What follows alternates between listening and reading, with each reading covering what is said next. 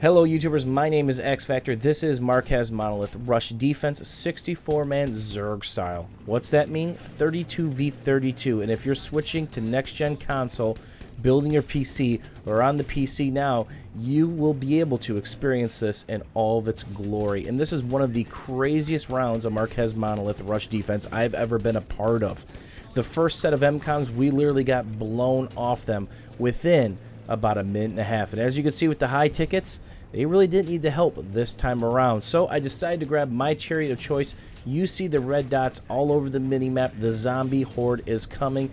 And I want to get set up on my preferred spot before the enemy tank either rushes the highway, which I'm currently on, or rushes the mid-ground. And it's important, if you're an infantry player on defense, really try to help defend this area, whether you're an NG, medic, support player, or recon. If you're a recon, throw a tugs or a mav around one of these buildings because you will rack up the spot points. These buildings don't come down, and that's a good thing because you're going to see a ton of splash damage kills. I'm literally looking at my mini-map trying to eye up where these guys are hugging. Look at all those red dots. It looks like chickenpox has broken out on Markaz Monolith, and I'm about to do some major scratching. Now, it's important. My gunner is a newer player. You'll see in the chat he's asking some questions and making some statements, and he's also a medic. So I've really got to watch out that I don't get rushed from the back stairs behind me, and more importantly, the two sets of stairs that are right here. So if I see those red dots fastly approaching, I really need to get out of dodge, make some adjustments as I get more splash kills. But don't worry, there's more red dots in the poor medic train. And you'll see I die here shortly, and we come back, and that starts the C4 spam, the NG spam, and more importantly, the vehicle spam. This quickly turns into one of the most chaotic rounds that I've ever been a part of on this map, and it was a ton of fun. I enjoyed every single second of it. Bouncing shots off the lip of that building, doing a lot of damage. Anytime you see that hit marker, and it's a tank shell, it hurted them a lot. I know that's not proper English, but for this round, it'll work because the pain train came down fast and it came down furiously. Now you can see these spots that I'm really watching, these choke points. That back side of the building to my left across the street, enemy players always amass there because they typically push left and right behind that building. It's treated as a safe area. So when I'm attacking, I kind of watch around, but traditionally, that's kind of a safe spot. And I've got the HMG. The beauty of the HMG, there is no cooldown. It does a ton of damage to infantry. It's pretty accurate. As you can see right there, there's some headshots. And you can just spam it all day. The suppression factor of this thing is absolutely disgusting. Not to mention, if the T90 shell hits, you get splash damage off those players. So if there's a couple guys in front of it and around it, it'll kill them. Somebody behind it, I think it eats the damage. So it kind of creates this sphere of damage, so you're better off hitting to the side of a player if you can. And as I see the mini-map, somebody's bouncing around. Now, I usually don't like when friendly snipers are camping buildings, but guess what? I'm getting the power of the spam spot from these guys, not to mention our little bird is probably spamming spot. So the tank is coming fast. Gotta handle that. He must have been beat up pretty badly because that was a one-shot kill, and he was not disabled. Or he had some sandwiches on the other side, hit some mines at the same time. There's a lot of things that could have factored into that. And obviously, SO-Flams, take them down. If you're a secondary gunner, help your tanker out. Start shooting the SO-Flams because they're an absolute pain in the ass to kill. Now, my time's going to quickly end here because, again, my secondary gunner is not an engineer, and I'm going to get in a little bit of trouble, which I require reps, and I didn't back off quick enough. I'm actually going to chase after this guy and try to get one last top shot and attempt to at least disable the vehicle. Now, it's important to know I'm out of reactive armor. I should have faced a little bit differently to diffuse some of the angle of damage from these engineers because, again, I gave them perfect 90-degree angle damage. That did a ton. I ended up getting killed. But the good news is the other guy went down with the ship as he should, but he wasn't an engineer. So I quickly pushed this lane again, and everybody and their brother is looking. We're down to 118 tickets, and this will be a clutch ending. I promise you that, because they make a hell of a push between the vehicles and the infantry. And as you can tell, I've got the full reactive up, and there's a tank to deal with. Wonder where that lock was coming from? Look no further than the bright laser. Now, don't forget, the tank shell has quite a bit of drop-off, and you can use this bridge to your advantage if you understand it and where he's positioning on the other side of the bridge. Don't forget, this bridge kind of curves backwards. Full reactive still, just creep up so I can make that turret shot. And obviously he's disabled there.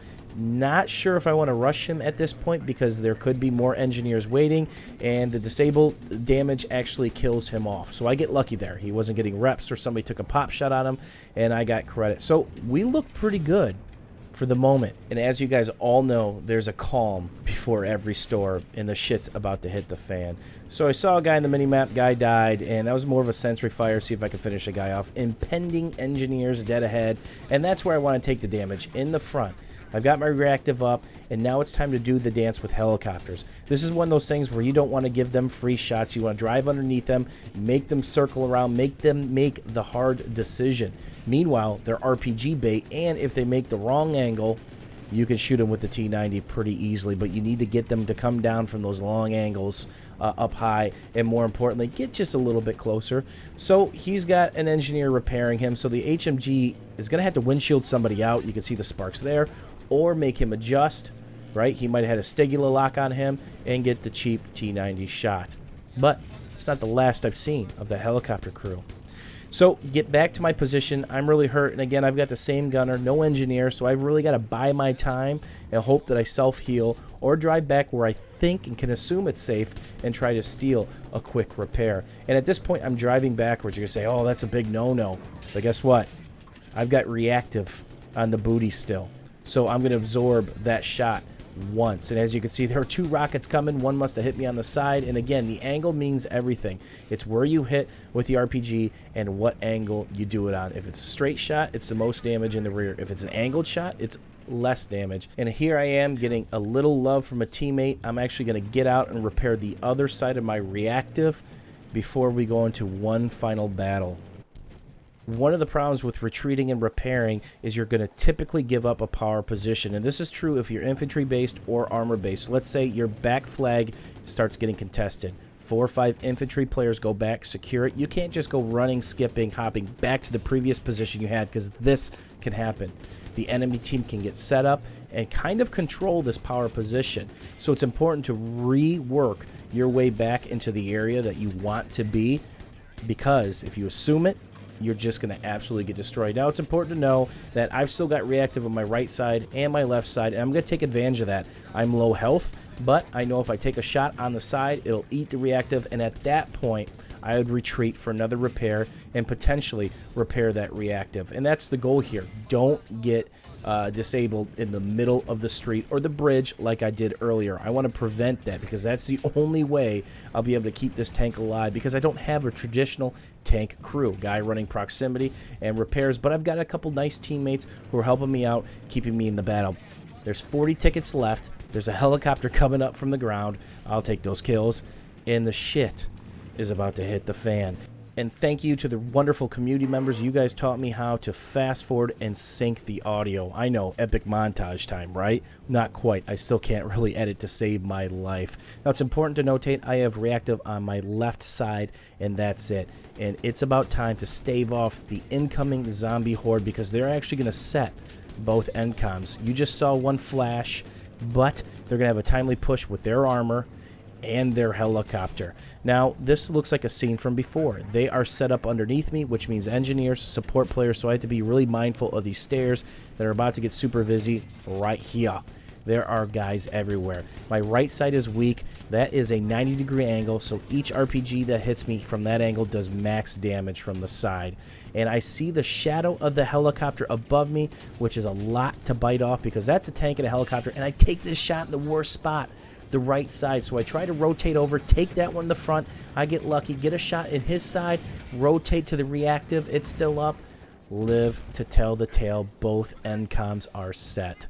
Hopefully you guys enjoyed this madness. Props to the attackers, props to the defenders. This is one of the craziest rounds of Markaz Monolith I've ever played. If you guys enjoyed this round, learned something, had a little bit of fun, don't forget about the old thumbs up. And as always, YouTubers, thanks for watching.